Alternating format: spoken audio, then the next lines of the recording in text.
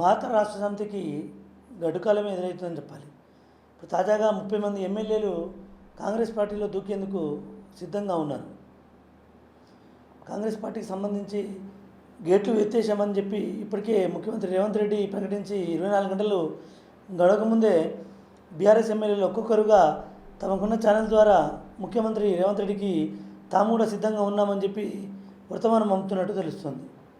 ఒక రకంగా చెప్పాలంటే పూర్తిగా బీఆర్ఎస్ పార్టీ కాంగ్రెస్లో విలీనమైన ఆశ్చర్యం లేదన్న వార్తలు వినిపిస్తున్నాయి. కేవలం ఇప్పటికే ముగ్గురు మాత్రమే, కవిత, కేసీఆర్, కేటీఆర్, హరీష్ రావు ముగ్గురు మాత్రమే బీఆర్ఎస్లో మిగులుతారని పార్టీ పూర్తిగా కాంగ్రెస్ పార్టీలో విలీనంగా తప్పదని చెప్పి ఇప్పటికే వార్తలు కూడా పుక్కున్నాయి.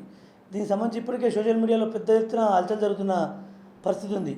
అంటే గతంలో కాంగ్రెస్ పార్టీకి సంబంధించి సిఎల్పిని బీఆర్ఎస్లో విలీనం చేసుకున్నట్టనే తాజాగా బీఆర్ఎస్కు సంబంధించినటువంటి పూర్తి లెజిస్లేటివ్ పార్టీని కాంగ్రెస్ పార్టీలో విలీనం చేసుకొని ఒక రకంగా రివెంజ్ పాలిటిక్స్కు పాల్పడుతున్నట్టు కూడా మనకు అందుతున్న సమాచారం. దీనికి సంబంధించి ఇప్పటికే రాజకీయ వర్గాల్లో అనేక మంది ధృవీకరించినప్పటికీ కూడా ఈ వారం రోజుల్లోనే పార్లమెంట్ ఎన్నికల లోపేనే కాంగ్రెస్ పార్టీకి సంబంధించినటువంటి ముఖ్యమైన నేతల సమక్షంలో బీఆర్ఎస్ సంబంధించిన ఎమ్మెల్యేలందరూ కూడా మూకుమ్మడిగా 30 మంది జాయిన్ అవుతున్నట్టు సమాచారం.